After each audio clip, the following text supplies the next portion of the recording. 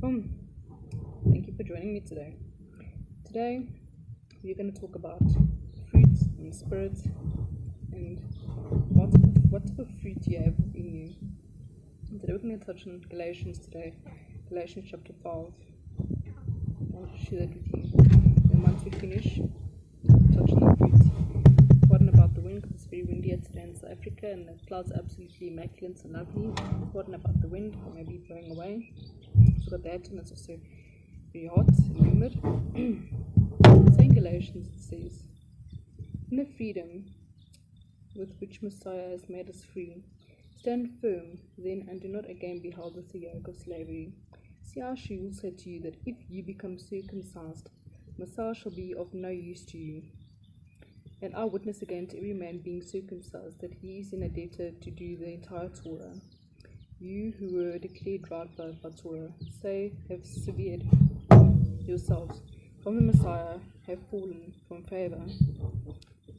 For we in the Spirit, by belief, eagerly wait with expectations of righteousness. We in the Messiah Yeshua, neither circumcised nor uncircumcision have any strength, but belief working through love." Okay, so it's all about love as well. "You were running well, held you back from obeying the truth. That persuasion does not come from him who called you. A little leaven leavens all the lump. I trust in you, in the Mass, that you shall have no other mind. And he who is troubling shall bear his judgment, whoever he is. And I, brothers, if I still proclaim circumcision, why am I still persecuted? Then by the stumbling block of the stake has been set aside. Oh, that those who disturb you would even cut themselves off. For you, brothers, have been called to freedom. Only do not use freedom as an occasion for the flesh, but through love serve one another." For the entire Torah is completed in one word, and in this: you shall love your neighbor as yourself. And if you bite and devour one another, beware lest you be consumed by one another. And I say, walk in the Spirit, and you shall accomplish the lust of the flesh. For the flesh lusts against the Spirit, and the Spirit against the flesh. And these are opposed to each other, so that you do not do what you desire to do, as we do as humans, unfortunately, in our flesh. But if you are led by the Spirit, you are not under Torah. And the works of the flesh are well known, which are these: adultery, whoring, uncleanness, indecency, idolatry, drugs, sorcery, hatred, quarrels, jealousy, fits of rage, self-ambitious, dissensions, factions, envy, murders, drunkenness, wild parties, and like, of which I forewarn you, even as I also said before, that those who practice such as these shall not inherit the reign of Eloah. And Abba Yua says it clearly.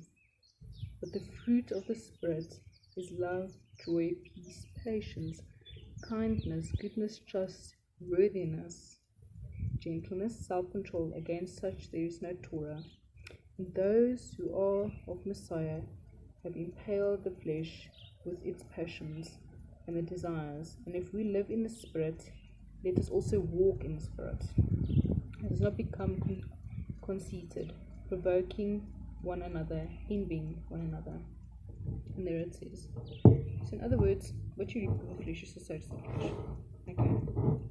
So we all need to be in love towards another, because in this sense it's very difficult, and that's why we need to be of good fruits. Because look, it's exceptionally like these fruits which I hold here, this apple and this pear. So in other words, you want to be something so succulent, something so fresh, something so tangible, and you want to pass it on to others. Whatever bad effect you have will pass on to others. It's like in a packet of fruit, whatever.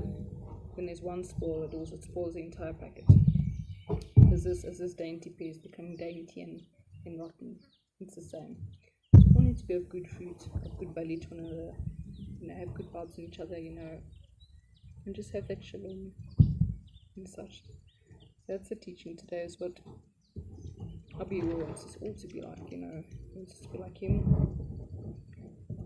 and you should treat those as you treat yourselves. So that's why, when you think of your attitude and how you are towards other people, and how you wish to be treated, which is very highly important. That's my teaching for you to be today. Be shalom, be a light to others, be kind. What you sow, you should sow good, and then you reap a good harvest. This is over here. That's my teaching for you today. Thank you very much for joining me today. According to the wind, and shalom.